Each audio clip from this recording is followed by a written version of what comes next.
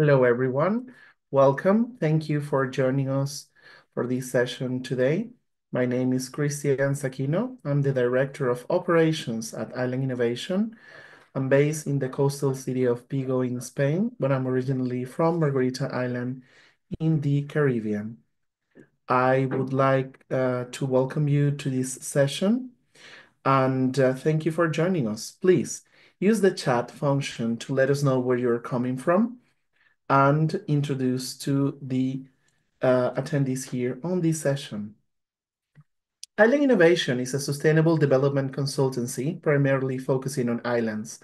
Our services include island development strategies, impact program design and coordination, capacity building, events, strategic communications, and government affairs. We're trusted by clients around the globe, and if you're interested in learning more about our work, please reach out to us using the contact information that is going to be available in the chat. Before we begin, I would like to point out that we have a poll that should come up on your screen right about now. And please go ahead and answer so we can get to know you better. Please let us know what region you are connecting from, what sector do you belong to, and what industry do you belong to. While you do that, I wanted to mention that in case you didn't know this already, we are hosting the Global Sustainable Island Summit in May in St. Kitts and Nevis.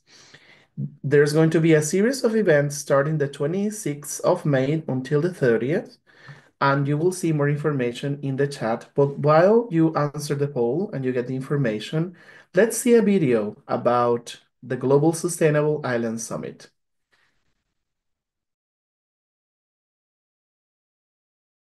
Hi, I'm Grace Henry, Director of Projects here at Island Innovation, and I'm thrilled to invite you to the Global Sustainable Island Summit 2025, co-hosted with the Government of St. Kitts and Nevis, happening from May 27th to the 29th with a week-long series of events. This premier gathering is dedicated to advancing sustainable future for island communities, featuring insightful forums, a dynamic solutions expo, unparalleled networking opportunities, and the chance to experience the breathtaking beauty of St. Kitts and Nevis. Don't miss this opportunity to collaborate, innovate, and create solutions for a sustainable future. To purchase your tickets, please visit our website at islandinnovation.co and join us in shaping the future for island communities worldwide. See you there. Thank you, Grace. And as she mentioned on the video, one of the forums that we're going to be hosting while this event is happening is the first forum on access to climate finance for subnational island jurisdictions. And the event's motto is Driving Climate Action Through Collaboration and Finance. This event is going to be co-hosted with the Special Envoy for Bonaire, St. Eustatius, and Sava, the government of Curaçao, and the Nevis Island Administration. Please visit the website that you are going to be seeing in the chat right about now, where you can find out more about this forum. And please, this event that we're hosting today, which is climate access to finance for subnational island jurisdictions and overseas territory, is going to serve as a preview of the forum. So we will touch more on the event itself. All right, so let's see the results of the poll. And thank you for your participation. We have a lot of people from different parts of the world. Let's see here in the chat, Bermuda, Guadeloupe, the Caribbean, Kenya, Italy, Trinidad and Tobago, France, Curacao, Montserrat, Grenada, Spain, Cayman Islands, Norway, Japan, Papua New Guinea, Malta, Martinique. All right. This is very exciting. A lot of people from different islands of the globe. So we have a large majority of the audience from my beautiful Caribbean, and of course, closely followed by Europe, North America, and Asia and the Pacific. Thank you for your participation. Regarding the sector, most of you come from the private sector, and a large portion also comes from non-governmental organizations, academia, and the government. As far as industry goes, regarding the topic of the event is environmental services, oceans conservation, and finance are the sectors that are predominant here. Thank you for your participation. Without further ado, let me introduce you to the moderator of today's session, our CEO, James Elsmore from Island Innovation. James, the floor is all yours. Thank you very much, Chris, for that introduction. It's a pleasure to be here. And I was just looking at the chat. Thank you, everyone who's introduced themselves. We've had a great response to this topic, which is obviously dear to many of your hearts. Sometimes that question, subnational island jurisdictions, that theme, it takes you a moment to process, sorry.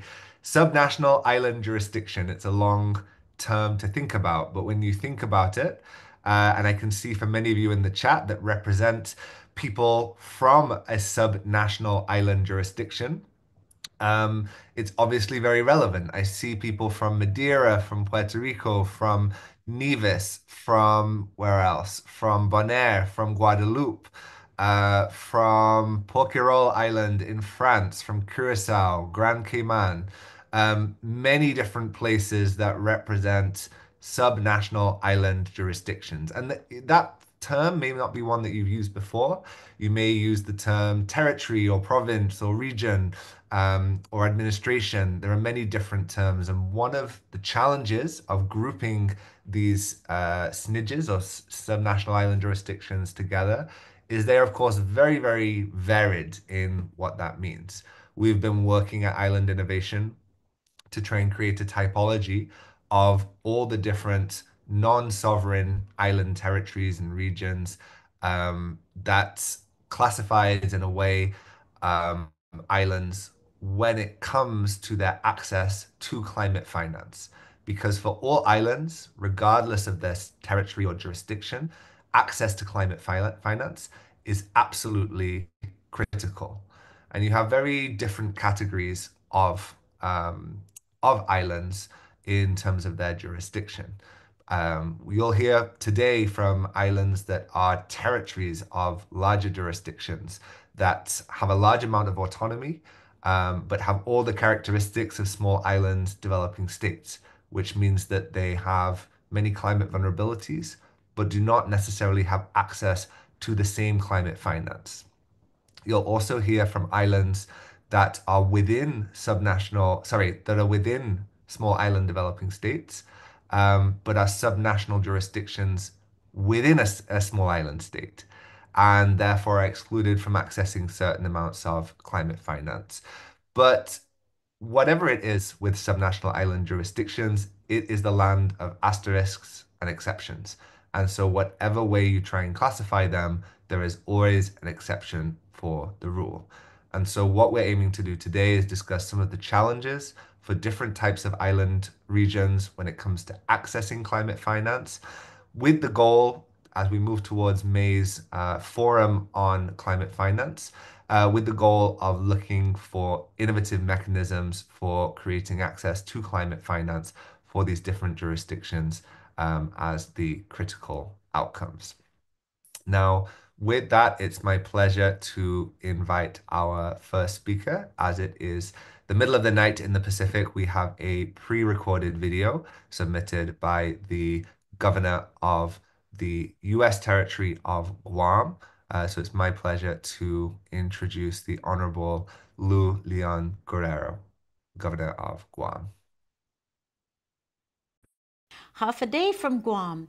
Thank you for the opportunity to address the Global Island Summit on the Pacific climate change financing hurdles and the role of Guam in increasing adaptation funding. This topic is very close to home for me, not just as governor, but as a nurse and a banker. As a nurse, I have seen firsthand how climate change impacts public health. Rising temperatures, stronger storms, and prolonged droughts are not just environmental issues. They are public health crises that put our most vulnerable at risk. And as the former CEO of the Bank of Guam, the largest bank institution in the Western Pacific, I know how critical it is to secure and properly manage financial resources to protect our communities. Climate change is not some distant future problem. It is happening now. It threatens our homes, our livelihoods, and our survival. Here in Guam, we see the impacts firsthand. Coastal erosion, typhoons that are growing stronger and more frequent, and drinking water sources that are being strained by drought. Our sister islands, meanwhile, are even being advised to move hospitals inland so they can continue providing care when the waters rise. But adapting to climate change is not just about moving buildings. It's about protecting people. It's about ensuring that our communities, our villages, and our economies remain strong and resilient. And that takes resources, a lot of resources. Right now, reports show that the Pacific needs at least $1 billion a year to fund adaptation projects. But what are we actually getting? A mere $220 million a year, just a tiny fraction of the $100 billion in climate finance promised by world leaders at COP summits over the years. Let me put this into perspective. Wealthy nations made big promises to help vulnerable regions like ours, but accessing those funds is an uphill battle. The conditions placed on these funds are often impossible for small island governments to meet. And in the meantime, we are left to face rising seas, stronger typhoons, and worsening droughts on our own. That's not right. And it has to change. The International Monetary Fund has pointed out that climate financing is not moving fast enough to meet the urgent needs of Pacific Island nations. They warn that the slow development of financial capacity in our region does not match the rapid threats. This is where Guam can help. We are uniquely positioned to lead the way to strengthening financial systems to access and manage these funds, and we have proven track record to back this up. We successfully administered over $2 billion in federal relief through the American Rescue Plan during COVID-19 pandemic. The University of Guam, through its research corporation, has effectively managed over $100 million in grants and endowments. Our government has clean financial audits year after year. Guam is the only U.S. territory with an investment-grade credit rating, proving our fiscal stability and accountability. But beyond managing funds, Guam has the expertise, people with the skills in grant writing, financial management, lending, auditing, and project administration. These skills are exactly what is needed to unlock climate adaptation funds for the region. We are not doing this alone. Through regional organizations like the Pacific Islands Forum, the Micronesian Islands Forum, and Pacific Islands Development Bank, we are working with our Pacific neighbors to pool resources and strengthen financial capacity. One initiative I strongly support is unlocking Blue Pacific Prosperity, a strategy our Pacific leaders committed to at COP 28 in Dubai. It is built on one simple principle: use Pacific strengths to tackle Pacific challenges. One of these strengths is Guam's financial ecosystem. We are home to the Pacific Islands Development Bank, where Micronesian leaders sit on the board. Expanding its role to merge and manage climate adaptation funds would be a game changer. We have an established banking sector with FDIC-insured local and regional banks ensuring financial security and oversight. We have insurance providers and financial institutions that are already working in climate resilience. This financial foundation is what makes Guam an ideal hub for climate finance management. A major problem we face is that climate adaptation funds are tied to conditions that favor large countries, those with millions of people and vast administrative networks. But what about the remote islands and atolls with populations of just 150 people? It is unrealistic to expect these communities to meet the same application and reporting requirements as a country like Australia or Japan. The funding criteria must be reformed to organize and reorganize the unique challenges of small island nations and territories. That is why the SPC Climate Change Flagship Initiative is so important. This initiative is working to streamline access to climate finance and remove unnecessary barriers for Pacific communities. As Pacific Island leaders, we must advocate for funding mechanisms that work for us, ones that allow small and remote islands to actually use the money available to them. Guam is not just pushing for regional finance reform, we are also taking bold steps in climate action. One exciting initiative is our Guam Carbon Credit Offset Program for the Ugam Watershed Restoration Project.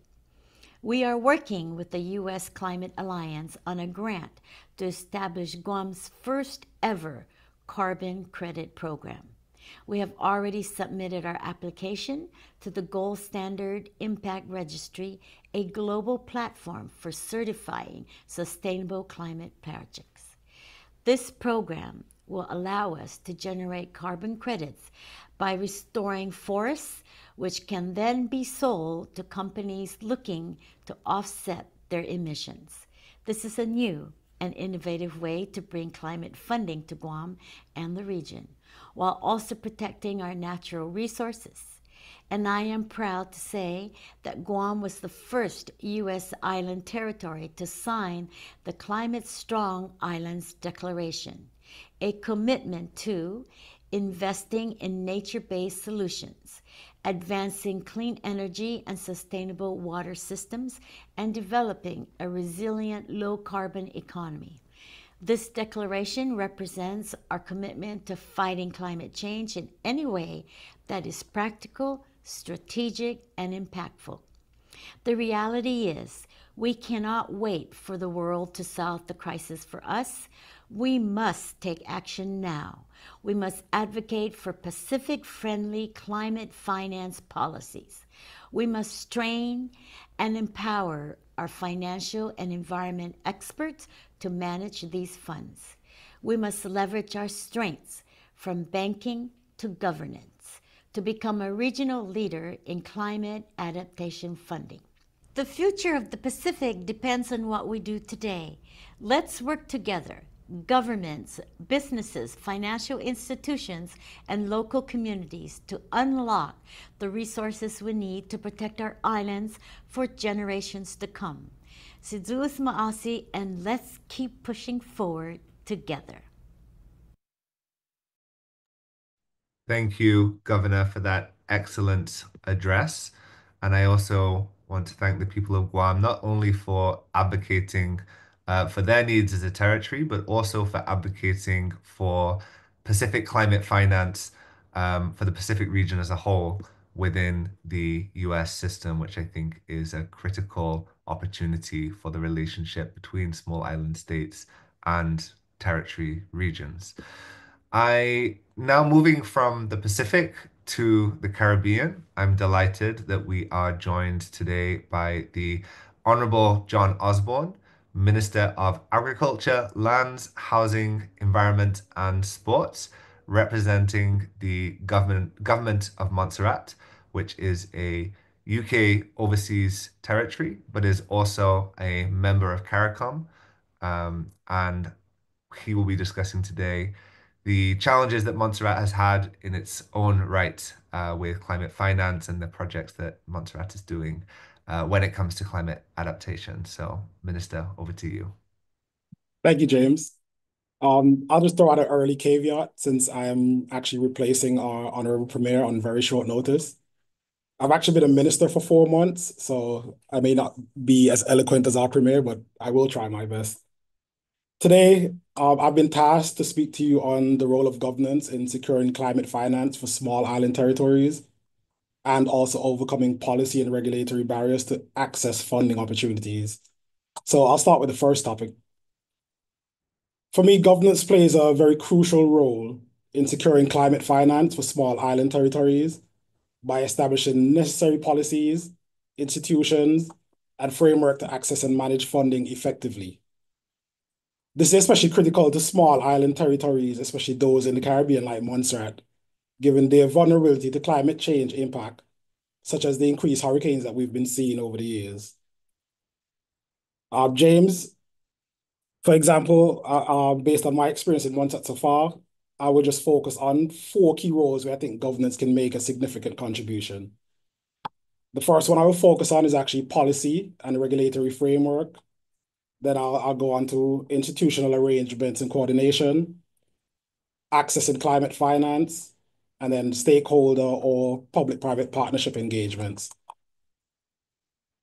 So on the policy and regulatory framework, and again, this is just based on my experience as a minister so far, it is imperative that governments actually develop clear climate policies and action plans aligned with international climate goals such as the Paris Agreement or even net zero.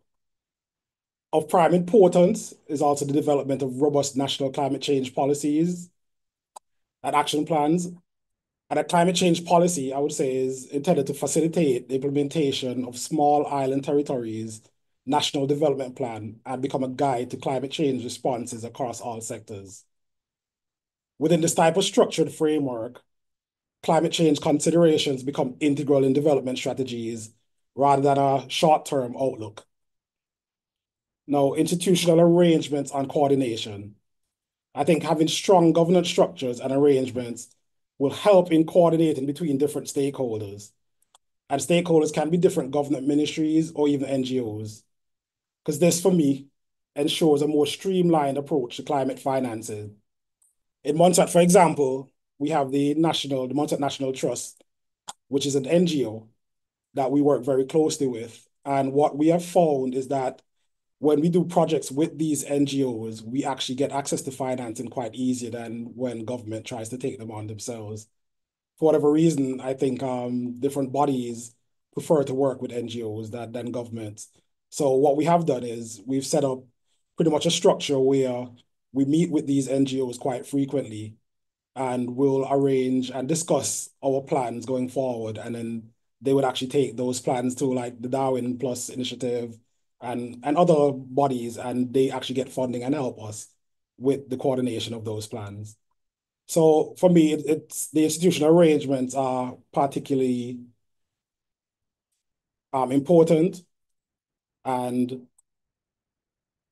they ensure a bit of accountability and transparency, especially in the use of the climate funds. Now, the implementation of a climate change policy will require actions from all sectors, as I would have said, and levels of society. But one of the things that I found that is easier to do is to get buy-in from the society here, and implementation becomes a lot easier.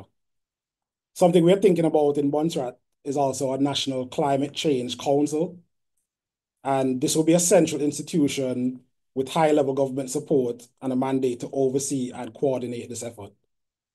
Some key features of this institution could also include like broad-based multi-stakeholder representation and having the responsibility to create, coordinate, and update a policy and action plan. This council can also be responsible for coordinating and supporting regional and international climate change response initiatives. But as I said, it's just an idea that we have so far that we're working on. For small island territories, the function of the council can also be integrated into an existing institution, perhaps maybe an existing government institution if you have that. And that will give it the support of the appropriate legal and maybe even institutional amendments that it needs. The third part of this that I want to talk about is access to climate financing. And this is a bit of a touchy topic for me. And the reason for this is I think that small island states really should have the greatest access to climate financing. And my reason for saying this is in general, we do not really contribute to climate change, such as global warming, but we feel the most of the devastating impacts from this climate change. Over the years, and I'm sure many of the other small island states in the Caribbean would agree with me, that we've seen an increase in hurricanes and actually the strength of the hurricanes, which has caused some devastating effects throughout the Caribbean. One hurricane alone hitting an island, a small island, can actually wipe out its whole entire economy. And for me, I think that I like to call it net negative instead of net zero, because I think most of us actually operate as more carbon sinks than actually contributing to the carbon increases in our atmosphere. So again, I would reiterate that I think that small island states should have the greatest access to climate financing. However, it's quite a challenge for small island territories to access the complexities of international climate finance mechanisms. The application processes, I think, need to be a bit simplified, and typically climate finance is in the form of loans rather than grants, which creates increased indebtedness for us as small island territories. While the potential costs, however, of climate change response will be high, the economic and social environmental costs of climate change impacts to small island territories such as Montserrat are expected to be even more significant where no preparatory action is taken. National funds should be mobilized to the integration of the objectives of the policy into fiscal planning processes. Innovative mechanisms should be established to encourage private sector investment in climate change initiatives, and access to climate funding where appropriate should be strengthened. Therefore, the development of a national climate change fund in the medium term should be considered to provide a central institution to collect and disperse funds for climate change activities under the implementation of national climate change policy and action plan. And again, I'm just giving the group an example of things that we're thinking about going forward. Now, the fourth part that I want to talk about in this is stakeholder or private sector engagement. This aspect, I think, I would wish to emphasize is that of stakeholder engagement to involve the NGOs, which are non-government organizations, and the community in climate action. Climate change necessitates a response at the national level as well as the individual level. I think it's imperative that we sensitize stakeholders to the effect of climate change. And I think that's a foundational step in strengthening our ability to respond and actually prepare in the short and medium term for the effects of natural disasters, as well as long term. And some of the long term, I think, that we need to consider within the Caribbean are things such as the sea level rise because of the increased global temperatures, and also the effects that it has on like our coral reefs in terms of biodiversity. So as the impact of the climate change are wide ranging and they affect many sectors in unique and complex ways, I think all stakeholders must be effectively integrated into that decision-making process to ensure that participation in highlighting concerns and developing solutions is actually, and the buy-in for that is to be actually very high. Overall, for me, a governance framework that incorporates these four key roles will positively contribute to small island territories' ability to access and utilize that climate finance to build resilience and to adapt to the impacts of climate change.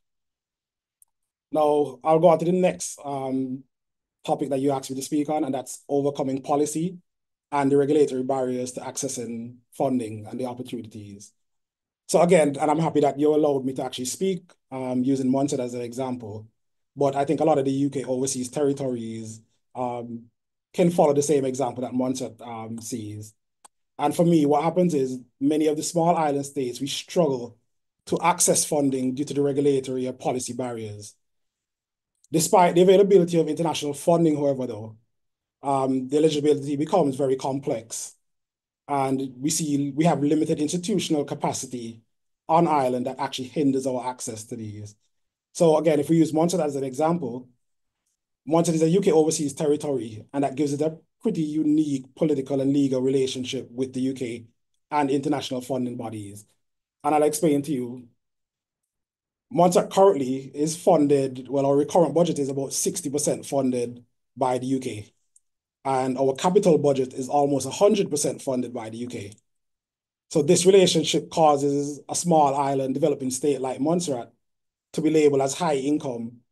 And even by the UK's own standards, it's actually causing us to graduate off of the official development aid that they provide. Now, that same issue translates over when we try to look international funding as well. So that becomes a big issue for us. And I can give you an instance using ODA as an example.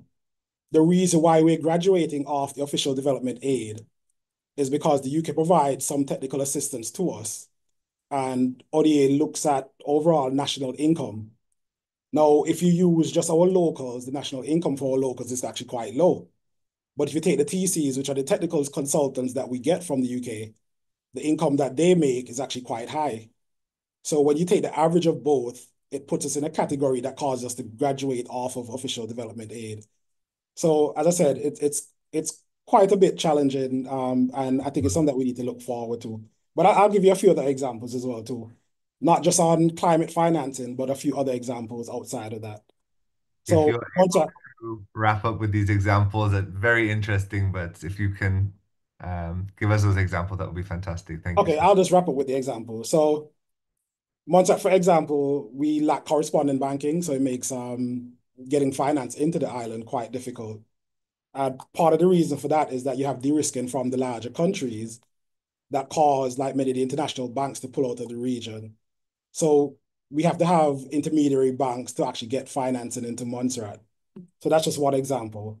And I think I'll probably just wrap up there because I may have exceeded my time, but I could probably talk for 20 minutes plus on a lot of the problems that we face in terms of financing on Montserrat. But I'll leave it at that.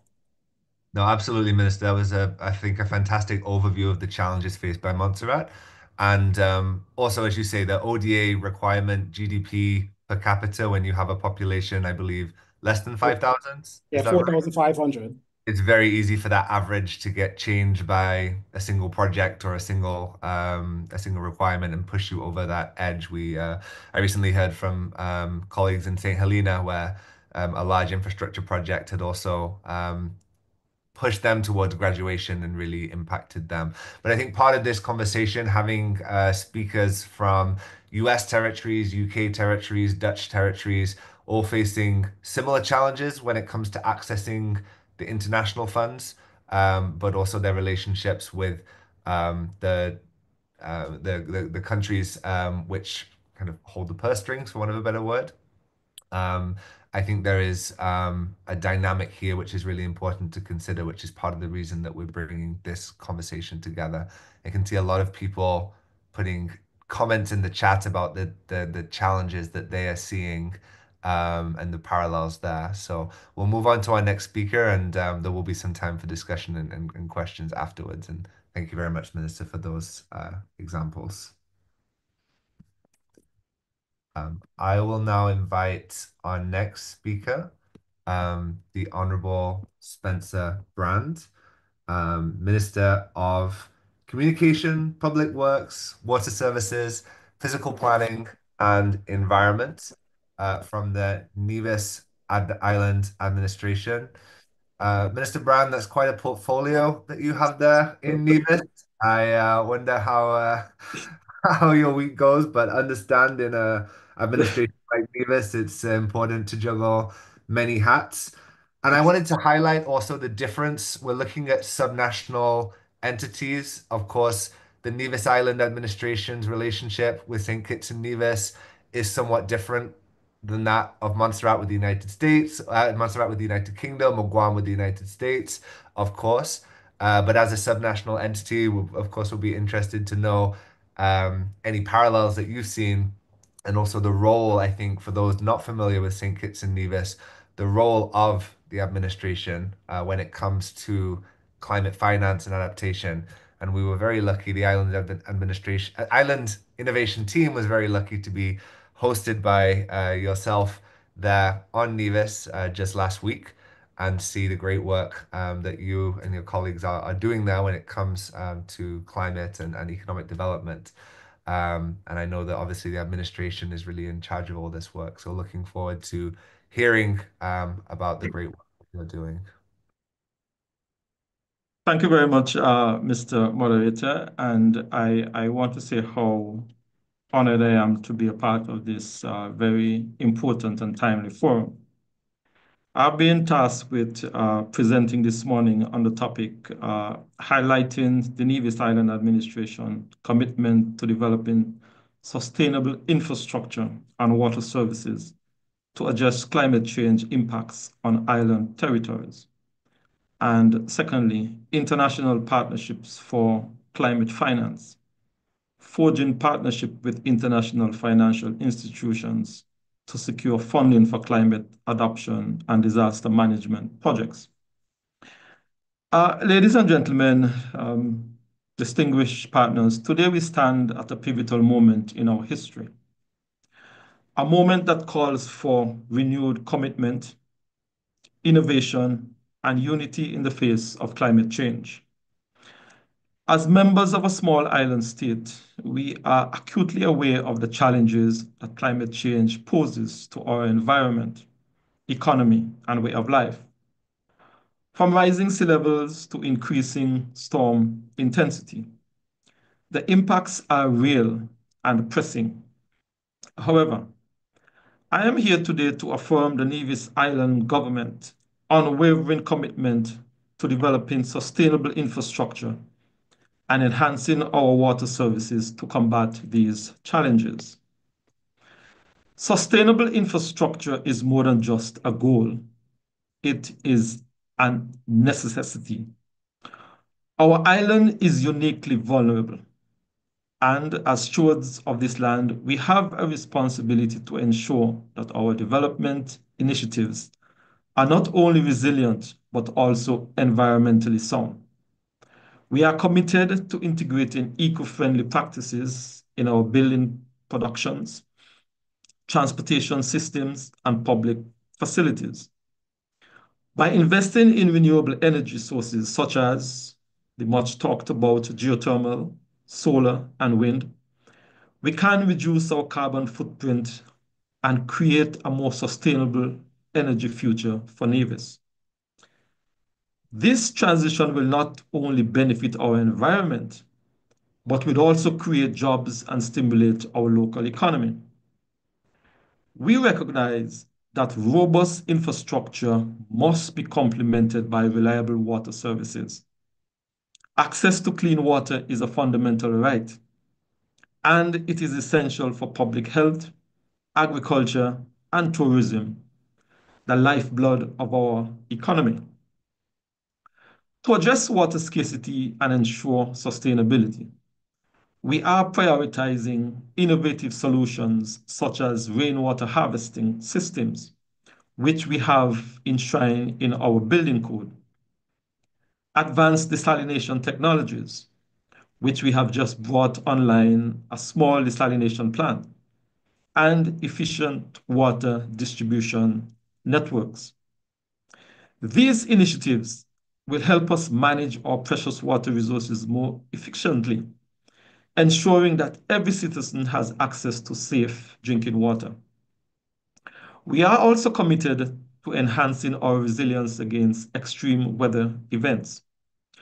This includes investing in flood defenses, improving drainage systems, and restoring our natural ecosystems.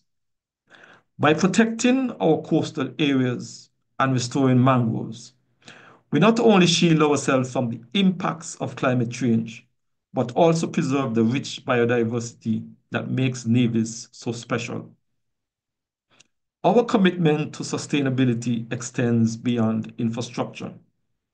It encompasses, it encompasses our entire approach to environmental stewardship. Collaboration is key, however, to this success. We cannot tackle these challenges alone.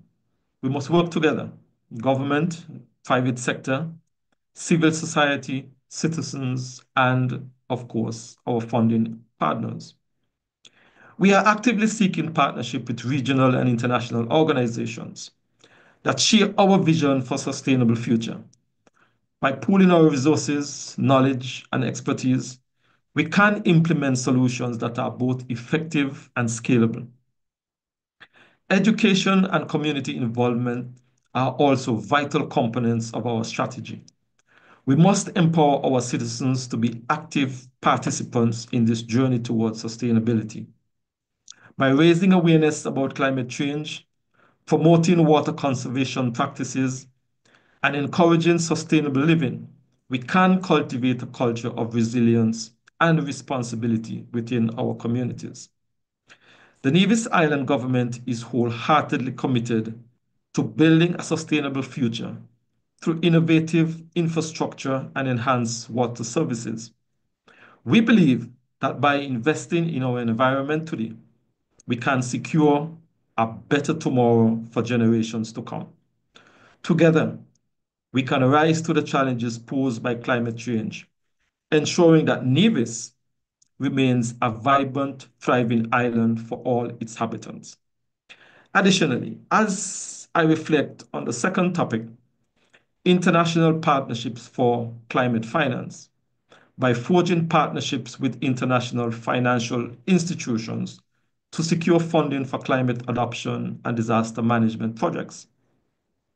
We must be mindful of a pressing issue that transcends borders and demand our immediate attention. And I believe that we have been speaking about it today, climate change. As we confront the realities of a warming planet, it is imperative that we forge robust international partnership to mobilize climate financing, enabling us to fund vital adaptation and disaster management projects. Climate change is not merely an environmental challenge. It is an existential threat that exacerbates poverty, undermines food security, and intensifies conflict. As we face more frequent and severe weather events, the need for effective adoption strategies becomes increasingly urgent. However, the resources needed to implement these strategies often exceed the capacities of vulnerable nations. This is where international partnerships comes into play. First and foremost, we must strengthen our collaboration with international financial institutions. Organizations such as the Green Climate Fund, 5Cs, the World Wildlife Fund, and regional development banks plays a crucial role in mobilizing financial resources. By aligning our national priorities with the funding strategies of these institutions, we can unlock significant investments for climate adoption projects. This requires a concerted effort to engage with these bodies, ensuring that our voices and the needs are heard in the global financial dialogue. It is often said that one of the most effective ways to secure funding is through establishment of public-private partnerships. By leveraging private sector investment, we can enhance the financial resources available for climate projects. This not only creates a diversified funding base, but also encourages innovations. The private sector is often at the forefront of technological advancements, and by partnering with businesses, we can harness their expertise to develop sustainable solutions for climate resilience. Sadly, this is not often the reality in a small island developing state. Building capacity is another critical component of our strategy. Many small island nations, particularly in the global south, lack the institutional frameworks and technical expertise necessary to access and utilize climate finance effectively. It is essential that we invest in capacity building initiatives that empower local governments and communities, training programs, knowledge sharing platforms, and collaborative networks can help equip these stakeholders with the skills needed to develop and implement successful climate projects. By fostering local ownership and expertise, we ensure that our efforts are sustainable and tailored to the specific needs of each community. Furthermore, we must advocate for innovative financing mechanisms that address the unique challenges posed by climate change. Instruments such as green bonds, climate risk insurance, and blended finances model can provide the flexibility and resources needed to support adoption and disaster management projects. By promoting these mechanisms at international forums, we can encourage a shift in the financial landscape towards climate resilience investments. It is also crucial to recognize the role of multilateral agreements and the framework in fostering international cooperation. The Paris Agreement, for example, provides a platform for nations to commit to climate action and support each other in achieving their goals. By reinforcing our commitments within these frameworks, we can build trust and encourage greater collaboration among nations. In conclusion, the path to climate finance lies in forming strong international partnerships. By collaborating with financial institutions, building local capacity, and advocating for innovative financing solutions, we can secure the funding necessary for climate adoption and disaster management projects. I am persuaded that together we can create a resilient future for our planet, ensuring that no one is left behind in the fight against climate change. Thank you so much. Thank you, Minister, for the overview of the great contribution and the work happening in Nevis. Of course, the situation of Nevis as a small island, a subnational jurisdiction falling within a small island developing state is very unique. And I think you highlighted the need for capacity building and capacity issues, which is absolutely critical when it comes for administrations like Nevis Islands. And I also wanted to highlight, of course, that the Nevis Island administration will be the host for the upcoming forum on this exact topic. So several people in the chat had been asking how can they continue this conversation. And so hopefully there'll be some of the people here will be joining us in Nevis on May 30th for the first forum on climate finance for subnational island jurisdictions. And we're very happy that the Nevis Island administration is hosting us for that great event. Thank you very much. And we are indeed looking forward to welcome all who are here present and others, not only to Nevis, but also to the Federation of St. Kitts and Nevis for this very important forum. I believe that some of the topics are timely, and I think that after that forum, that I hope that we can be re-energized, reinvigorated in trying to alleviate some of these challenges that we continue to face as small island developing states.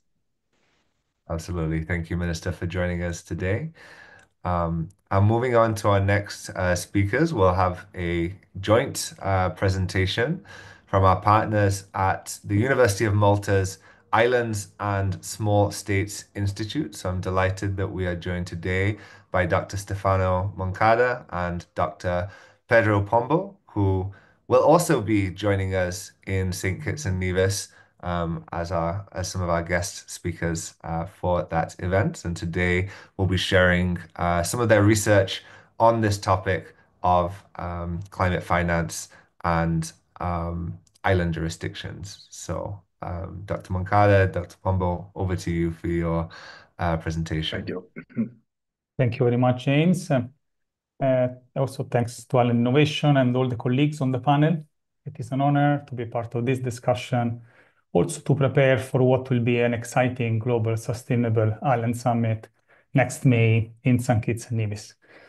So I would like to pay respect to some colleagues like Professor Godfrey Baldacchino, David Mine, Jerome McElroy, who have paved the way for some of the research that it's been undertaken in small national and jurisdictions.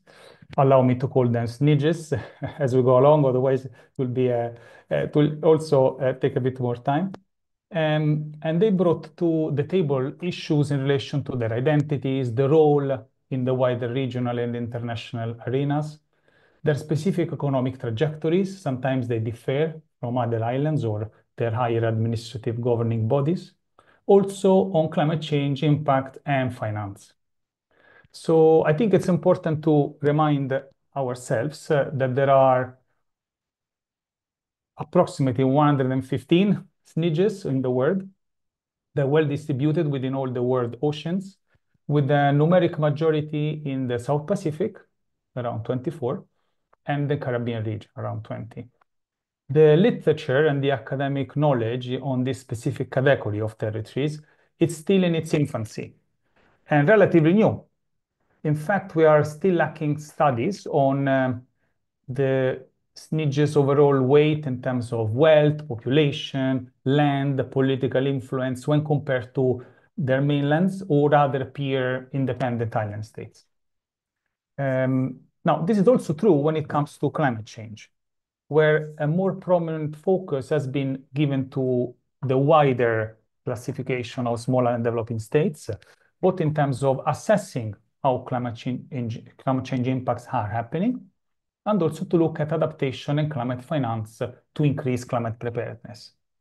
Now, in recent years, we have experienced a rising number of studies that focus on climate change in SNIDGES, but there is still a gap to fully understand how SNIDGES are adapting and what climate finance needs and mechanisms are in place currently. Now, I'm mentioning this because we have noticed a good number of students from our institute, but also from other colleagues all over in other institutions, originating from small national island jurisdictions, wanting to undertake research on climate change, including how to access climate finance within jurisdictions that are often very diverse and where, of course, one size fits all cannot be applied or rarely be applied. We have heard from previous speakers how current income classifications for accessing climate finance are not appropriate for both SEEDs and SNIDGES. We have recently produced a Climate Vulnerability and Resilience Index, which we have launched during the last United Nations SEEDS 4 conference in Antigua and Barbuda, and also in the last COP in Baku, where we show that SEEDS and small island states in general are more vulnerable, irrespective of their income. In fact, among the top 20 most vulnerable countries to climate change are SEEDS. Most of them are in the upper middle or high income category and often excluded from climate finance. Now, this is a recurring problem that we have been facing for the last years. And although we have more evidence, more pressure also to entities and organizations like Island Innovation who bring this forum, these discussions up to the general public, we're still lacking the action that is needed, especially for the problems that many islands are facing. I'd also like to mention a bit more evidence from research coming that we are undertaking from our institute with students coming from SNIDGES. Let me mention 3 examples. So Rodrigue, sister island of Mauritius, located in the Indian Ocean; Tobago, the sister island of Trinidad, located in the Caribbean; and Curacao under the Kingdom of the Netherlands, always in the Caribbean. So the results of the climate research that we are undertaking in these places points towards a similar set of results. I'd like to mention 3 key points. The first is that climate change impacts are on the rise, both in intensity and frequency. This is, of course, been captured and confirmed by IPCC and many other scholars, but it's indeed important to keep on telling the story and collecting research and evidence-based that confirms this, so that even some climate deniers might be able to think twice about it.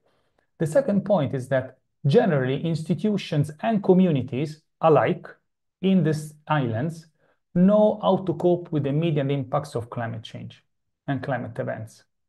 And at times have also identified or put into place good climate change adaptation options.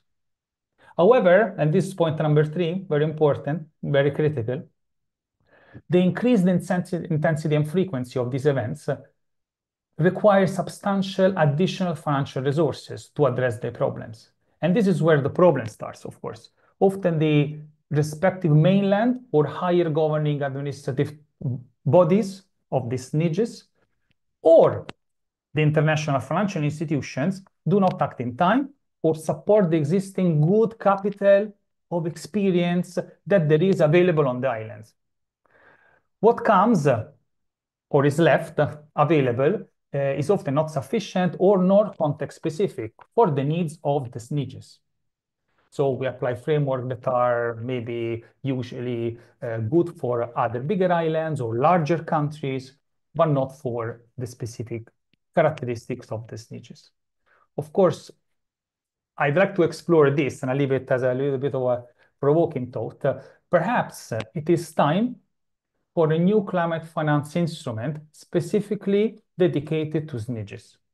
Of course, this should not happen by bypassing subnational and jurisdictions' higher governing bodies or their territories. However, a dedicated climate instrument would provide a more appropriate set of solutions at the scale where the problems are faced and where niches needed.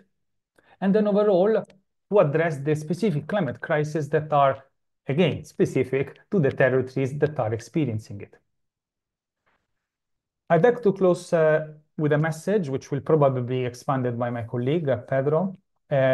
Often climate finance forgets to supply and support existing indigenous and traditional knowledge in these islands when this capital is already available to be deployed.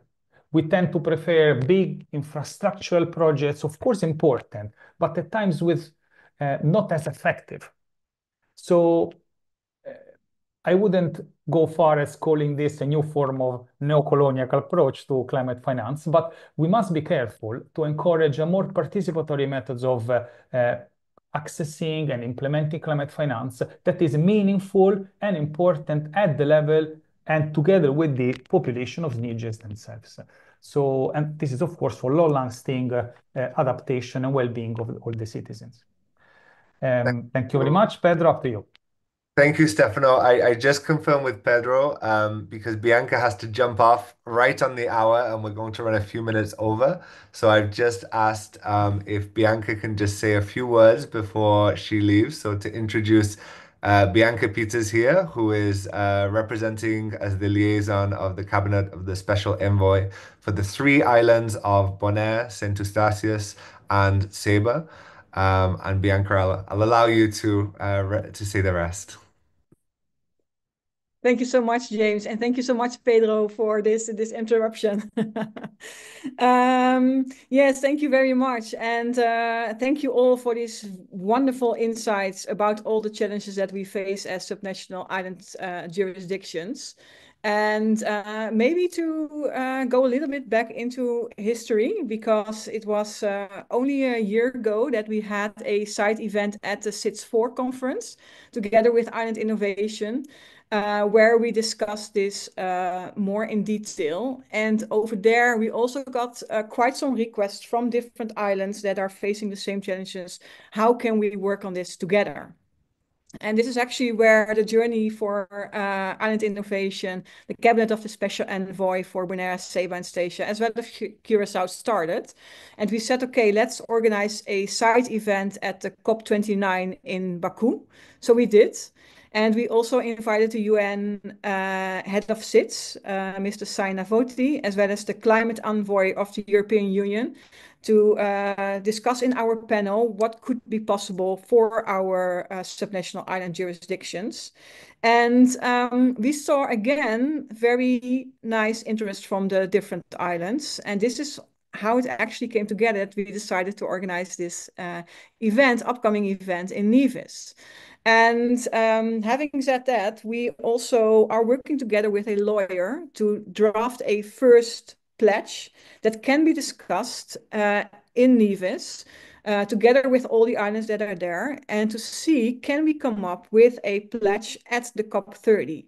So how wonderful would it be if we really can collaborate together, knowing all the challenges and looking for the opportunities that may be there in the international fields. And we believe there are many opportunities to discuss this further. And that's actually what we are working towards together with Curaçao and Island Innovation.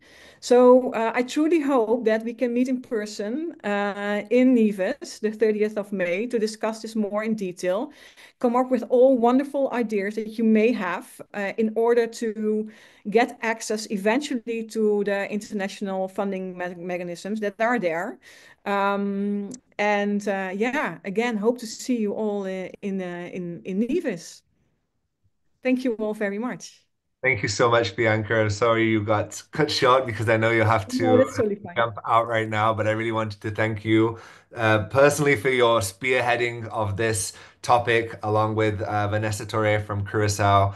As you mentioned, the three organizations have been working together to really bring this topic to the forefront. And so we're really excited that that will be culminating as the next step out of this webinar with those outputs. So great work that you all are doing from the Dutch Caribbean standpoint to raise this issue. As you said, really parallels with the other regions when we see that. So thank you very much, Bianca. And Thank you. we'll And good be luck in touch. all. Bye-bye. That's for sure. Bye-bye. So Pedro, we are going back to you. Yes. Your presentation. Sorry for the Yes. interruption. Well, thank you. Thank you so much, James, and all the colleagues present. It's an honor and a pleasure. Well, much have been done. My interest would be come to think are very few specific topics or points that we have been working on in the institutes, and we think it's important also as a larger way of understanding all these issues. One is the specific contextualization of these subnational island jurisdictions, which, as many other small islands and seeds, have their very often very particular cultural context, environmental histories, cultural heritage, language diversity, local knowledge. And this is something that we have been working on the institutes in order to bring attention how central these specific contexts in a very broad understanding, how important they are in order to reach measures and climate finance and climate adaptation that is reasonable and important for the local realities, and that may be very different in this case from what is happening in the mainland countries, for example, UK or France, for example. And this distance, this cultural diversity, geographical diversity, it's something that for island jurisdictions, it's posed in a different way for independent countries, because there's always the relation with the regional aspects, with the regional context, but also always a direction to a centralized government of which country they are part of. And these dialectics, I think, can be difficult and something that has to be explored, but really the cultural context. And this also brings something that was already mentioned about the human resources and skills, not only to understand that very often that are skills that are needed, but also that are skills and knowledges and practices that are already in place for a very long time, and that have to be addressed and that have to be recognized as a very important part of not only planning, but also implementation. And all these aspects should come as a strength, and diversity and multiplication of sometimes languages, because you need to translate documents in different local languages. It's not, it's a complexity that is actually a strength, because it involves local knowledges, it involves local realities, local cultural heritage that are really fundamental, not only for the populations, for their worldviews, but also for projects that really want to be useful and bring a positive impact in these territories. This, of course, brings aspects of governance and decision making, and also not only in terms of a national level decision making, but that very often in small island territories, being independent or not, there are local decision making and governance processes that deal or coexist in very different ways with, more European centric, for example, in the case of island jurisdictions that are part of European country. And the different notions of governance or land tenure, for example, or social organization needs to be taken into account. And although it's difficult, but it's something very necessary. Another aspect which makes everything also more difficult, and it was already mentioned, is the urgency of the changes and the urgency of the impacts of climate change, which in case of SNIDs that are geographically and culturally very far away from the central administration, the central governments, this aspect is crucial for these places. And for example, as two examples, the Mayotte, French overseas territory in the Indian Ocean, was hit by a very severe cyclone in December, and in a territory where the infrastructure was already fragile in many ways. This really had a devastating effect. And another French overseas department in the Indian Ocean, the Reunion Island, was hit by another severe cyclone in February. So this means that what happens in these overseas territories, it's very different than what happens in this case, the mainland France in Europe. And these, for national governments and subnational island jurisdictions, dealing with these differences, but at the same time being part of the same political and nation state projects, I think, adds complexities to, for example, that we see with seats with independent countries, can also lead to many opportunities. But I think some of these complexities have already been talked about.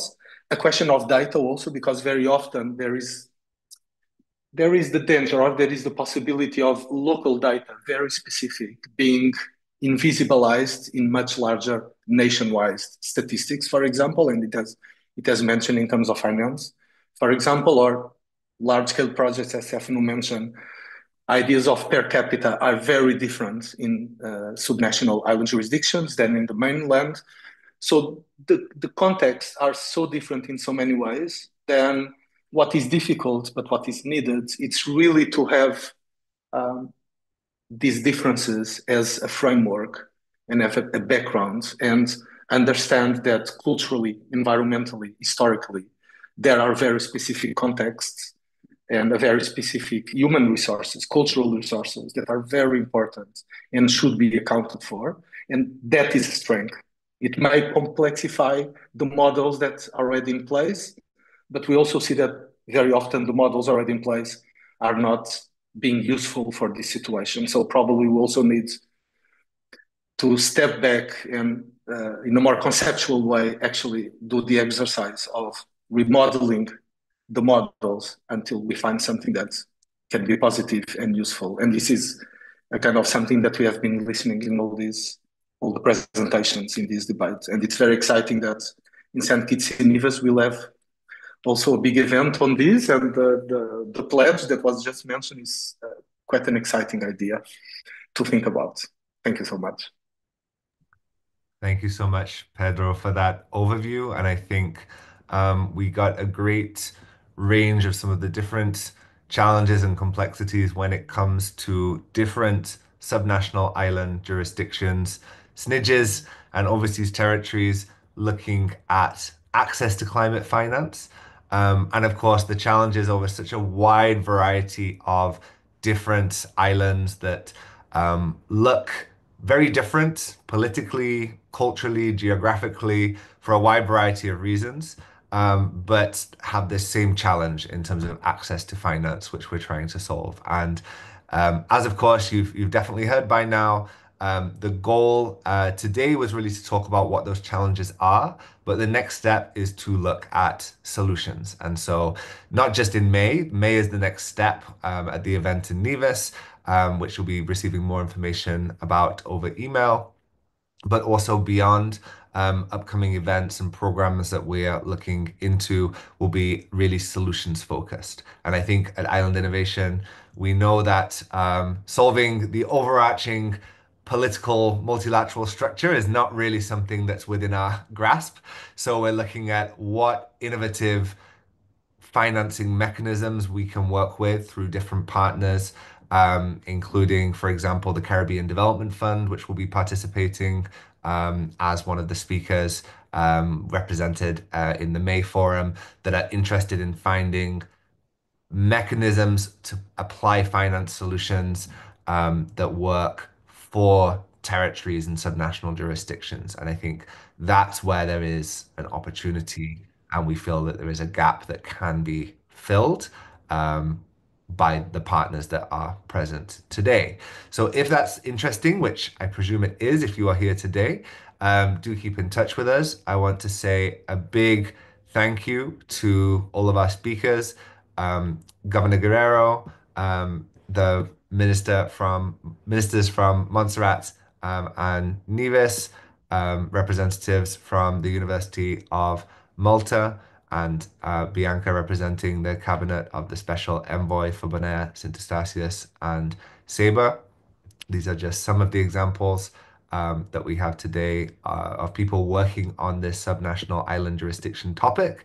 And what has been very interesting for us as we have been putting together the agenda for this event in May is how many people, organizations, programs we have discovered who are working on this topic in different contexts. And in very isolated contexts. So different people working on this.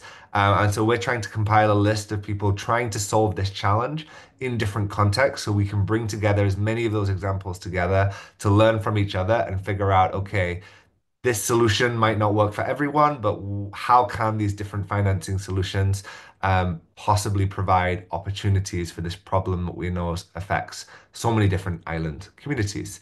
So with that, we're a few minutes over, but thank you very much to everyone for joining.